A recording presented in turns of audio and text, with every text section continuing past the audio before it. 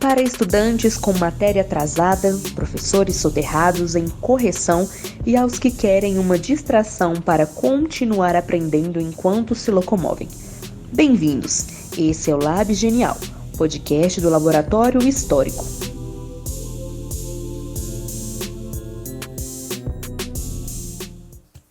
Olá a todos, sejam bem-vindos ao Lab Genial. Sou Vinícius Papini e no episódio de hoje falarei brevemente sobre a Guerra de Canudos.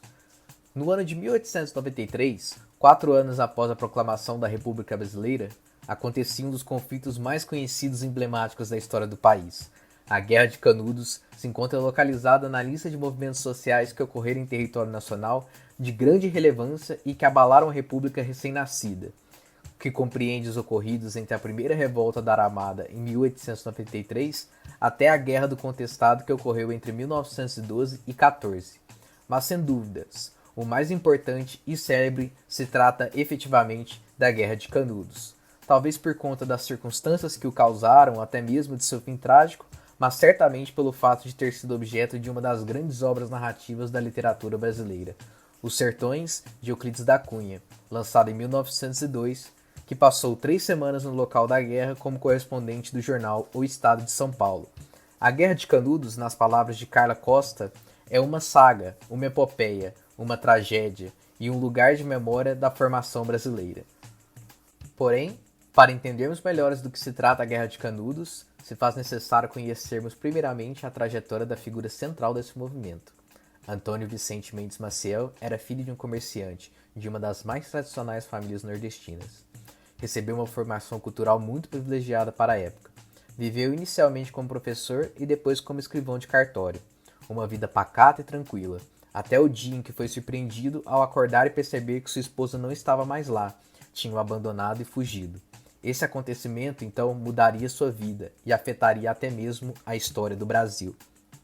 Após o abandono, Antônio deu início a peregrinações nas terras do Ceará e de outros estados do Nordeste, na esperança de algum dia encontrar sua mulher. Como precisava sobreviver durante suas andanças, passou a trabalhar como pedreiro, especialmente em igrejas, capelas e cemitérios. Em razão de seu ofício, certo dia ele conheceu outro peregrino, Padre Ibiapina, que viria a lhe repassar os ensinamentos jesuíticos baseados nas lições de Cristo e São Francisco de Assis, vertente essa que possuía como grandes características o messianismo e a caridade. Os dois passaram a peregrinar juntos, realizavam pregações e aconselhavam a população humilde por onde passavam. A partir desse momento, Antônio começou a ser conhecido pelo nome que o deixaria marcado na história, Antônio Conselheiro. Com o passar do tempo, o grupo de peregrinação cresceu, e então foi conferido a ele o posto de líder espiritual de quem o seguia. Essas pessoas carentes viriam a abandonar a vida que tinham para segui-lo, acontecimento constante que passou a incomodar os latifundiários e padres da região, uma vez que estariam perdendo trabalhadores e fiéis. Por conta do crescimento dos movimentos abolicionistas e republicanos, o Império, no momento, compreendeu que a questão era de responsabilidade da província da Bahia. Então, qualquer ilegalidade de seus atos que fosse tratado com as autoridades, e qualquer heresia que fosse tratado com a Igreja. Antônio Conselheiro, por conta do perigo que representava para a região, foi perseguido pelas autoridades. Veio a ser preso no ano de 1876, acusado de ter matado sua mulher. Seus seguidores, revoltados com a sua condenação, espalharam sua mensagem, ao ponto de passar a ser considerado como um mártir. Após as revoltas, foi liberado e logo em seguida iniciou-se uma nova peregrinação, onde conquistou mais seguidores. Até que, eventualmente, em 1893, Conselheiro e seu enorme grupo de seguidores se estabeleceram em uma fazenda abandonada na região de Canudos, fundando ali o Arraial de Canudos. As estimativas que temos é que a comunidade pode ter chegado a contar com 15 até 25 mil habitantes. A região onde estabeleceram a comunidade no interior da Bahia era repleta de latifúndios improdutivos, de secas constantes e desemprego altíssimo. As péssimas condições de vida e da miséria extrema motivaram então milhares de sertanejos a migrarem para Canudos e comporem então a comunidade. O Arraial de Canudos se organizava de maneira autossustentável e dividia o trabalho em funções justas para cada pessoa. A independência e o sustento da comunidade gerou problemas na região.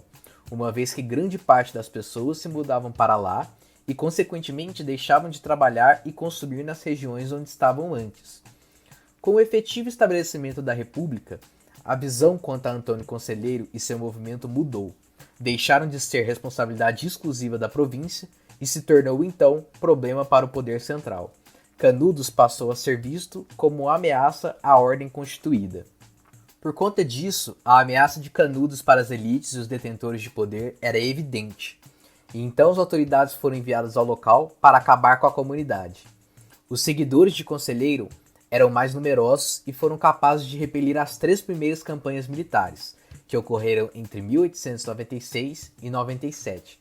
Porém, na quarta, e efetivamente a última, eles não tiveram êxito, o que culminou na destruição da comunidade, e no que hoje é conhecida como um dos maiores massacres populares da história brasileira. Essa, portanto, de maneira bem sintética, foi a Guerra de Canudos. Dê o seu apoio para desenvolver um melhor laboratório histórico. Curtam nossas páginas do Instagram e Facebook, colabore financeiramente com o Lab, dando o que puder. Para isso, acesse nosso PicPay ou envie um Pix para colaborar conosco. Te aguardamos e muito obrigado por nos ajudar.